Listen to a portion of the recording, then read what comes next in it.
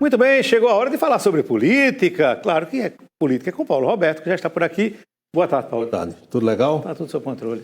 Você já viu que tem, às vezes, jogador de futebol, antes do jogo começar, ou no intervalo, aí um vai conversar com o outro e põe a mão assim, né, que é para a pessoa não fazer a leitura labial. Isso, a leitura labial, né? Exatamente. Então, ontem, o presidente Lula fez exatamente isso, conversando com o presidente da Câmara dos Deputados, Arthur Lira. Foi na solenidade, lá no final da tarde, no Palácio do Planalto, quando Lula sancionou aquelas leis da nova tabela do imposto de renda, do salário mínimo. Era um cochicho de pé de orelha, com Arthur Lira sentado, os dois lado a lado. O que será? Cochicharam bastante. Ministérios, Caixa Econômica Não é mistério, Federal. é ministério. Ministérios. A propósito, Lula, hoje de manhã, na sua live de todas as terças-feiras, ele deu a primeira pista. Vai criar o Ministério da Pequena e Média Empresa. Sim. E esse ministério deverá ser ocupado por Márcio França, que hoje é o ministro dos Portos e Aeroportos. Ou seja, ele cria um ministério para alojar o PSB, que é o partido do vice-presidente e ministro Geraldo Alckmin, para que o Ministério dos Portos e Aeroportos, que hoje está com Márcio França, passe para republicanos ou Partido Progressista. Deu a primeira pista. Nesse sentido. Deve resolver a coisa ainda essa... A questão é que é um ministério a mais... vai para 38 agora. Reginaldo já gritou, dali é um bom calibre, 38. Eu não lembro de, salvo engano da minha parte, eu não sei se Dilma tinha 38 ou mais, mas é um número alto. É um número muito alto.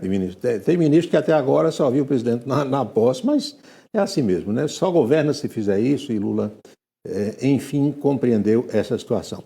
Aliás, sobre Lula e sobre o Partido dos Trabalhadores, tem uma ideia que está sendo gestada, veja só, um projeto para anular o impeachment da ex-presidente Dilma Rousseff. E vai dar em quê? Isso vai adiantar em quê? Voltar para a cadeira de presidente, ela não volta. Não. Agora seria uma coisa simbólica, sabe? Só, Dilma foi...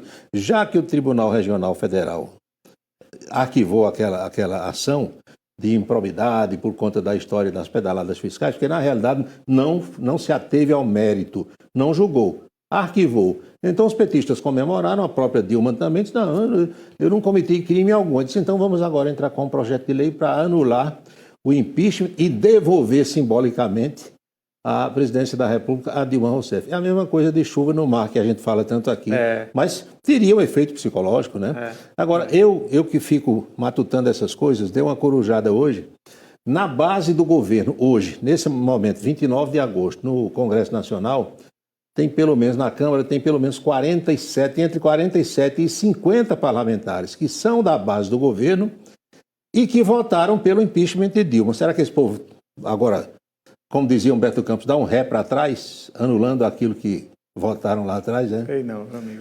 Complicado. Nossa, o sinal está me dizendo aqui que o maior número de ministérios foram 39 no governo de Dilma. Então está quase empatando, né? Chegando lá. Quase empatando. Vamos ver a agenda do presidente Lula para hoje? Lula está trabalhando muito, a semana tem vários assuntos para resolver. Começou com conversa com o presidente, com Marcos Uchoa. Foi no programa que ele falou sobre essa história da criação de pelo menos mais um ministério. Nesse instante, Lula está com Simone Tebet, que é a ministra do Planejamento e Orçamento, e com Márcio Macedo, que é o ministro da Secretaria-Geral da Presidência da República. 3 da tarde, ele tem uma reunião, depois do almoço, com vários ministros.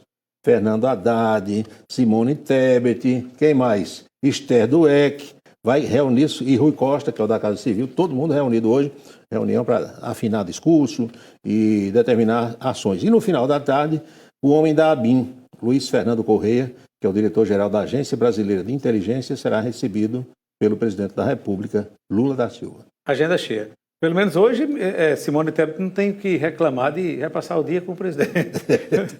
Participa de pelo menos duas, né? Duas das agendas. Agora, tem ministro que ainda não teve com Lula até agora, viu? Um foi na viagem, outro está por aí resolvendo as coisas. Aliás, eu, quando ia chegando aqui no estúdio, recebi a mensagem de um amigo, disse, você conversou com a Anchieta Araújo semana passada que o tenente-coronel foi dar o depoimento fardado, aí você falou que se fosse um padre poderia ir de batina, mas ninguém critica as ministras indígenas de Lula que aparecem com aquele cocá. Normal, né?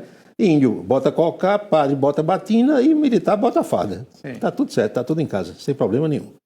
Agora, em Brasília, também está acontecendo uma reunião do presidente do Senado, Rodrigo Pacheco, com os governadores estaduais. Ele convidou todo mundo, os dos 26 estados e o do Distrito Federal. Alguns não foram, mandaram vices, e é muito possível que o governador paraibano não esteja, João Azevedo, porque faleceu o irmão dele ontem, Sim. o Braulio Lins, que sofria de câncer já há muito tempo, vinha numa longa batalha e faleceu. Aliás, ele faleceu em Brasília, mas o corpo deve já ter vindo para cá. Se já não veio, vem para o sepultamento na capital, e provavelmente Lucas Ribeiro foi designado para representar a Paraíba nessa reunião para tratar da reforma tributária. Sim. Porque os governadores estão reclamando, prefeitos também, a Câmara votou, mas a coisa está lá no Senado e o Rodrigo Pacheco quer ouvir os governadores sugestões para depois dizer, aprovaram a revelia sem ouvir ninguém. Então, esse encontro deve começar em instantes na capital federal. Aliás, para os menos avisados, a foto que você viu há pouco era de Rodrigo Pacheco. Rodrigo Pacheco. Exatamente. Eu falei? Não falou nada, porque às vezes tem gente... Como a gente estava falando na morte do irmão de João Azevedo, mas estava falando ao mesmo tempo na reunião de convocada por Rodrigo Pacheco. Dos governadores. Né? Então, só para... E, Anchieta, há também um debate já em relação à escolha do novo ministro do Supremo, aquele que vai substituir Rosa Weber. Porque, como nós sabemos, Lula colocou o doutor Cristiano Zanin em lugar de Ricardo Lewandowski. Os primeiros votos de Zanin não satisfizeram ao pessoal da esquerda, ao pessoal do Partido dos Trabalhadores, e aí é uma pressão maior para que Lula, dessa vez, nomeie alguém da casa mesmo, entre os petistas ali, de total confiança, para que profira votos que agradem à esquerda. Veja como é a coisa no Brasil, né? Então começa a pensar nessa Quem está lá no Supremo não é para agradar ninguém, é para fazer mais... Aí tem dois nomes na Bolsa de Apostas de hoje.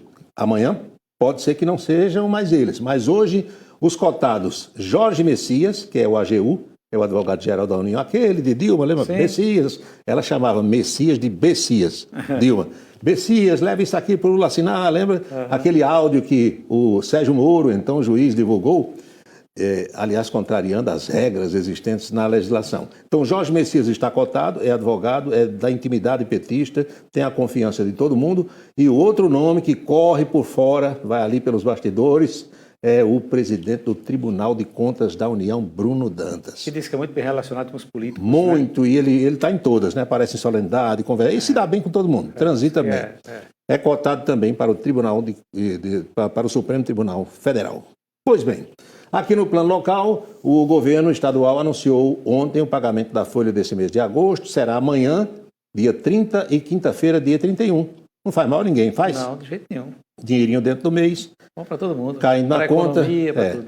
E a repercussão também muito boa sobre a indústria de medicamentos. A chinesa que vai se instalar aqui na Paraíba, em Caaporã, já se soube ontem à tarde, vai fabricar insulina, produto para os diabéticos, e vai dividir, espalhar, vender, fornecer para o país inteiro. Então, uma indústria importante que vai se instalar aqui.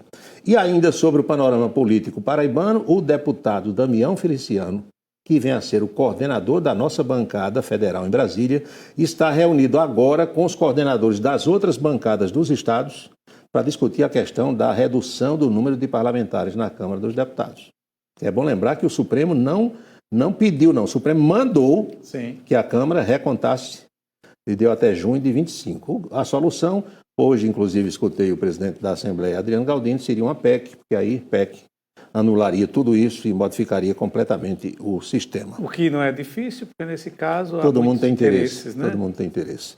Vamos à boca maldita de hoje? Vamos embora. Por que Cícero Lucena desistiu da ação que pede a aposentadoria de ex-governador no Supremo Tribunal Federal? Essa daí até que eu acho que é porque pega tão mal. Meu amigo, a repercussão nas redes sociais. Pois é. Foi uma coisa terrível. Quer dizer, a primeira foi a desembargadora Fátima. Sim. Quando ela viu a repercussão, disse, tira meu nome daí, não quero. Quem não está mais na política não está nem aí. Ele quer recuperar o dele, mas para quem está na política a repercussão é muito ruim. Horrível. Então ele foi o segundo. Ele primeiro tinha amenizado e dito, não, se eu receber eu vou doar a instituições filantrópicas, de caridade, alguma coisa assim.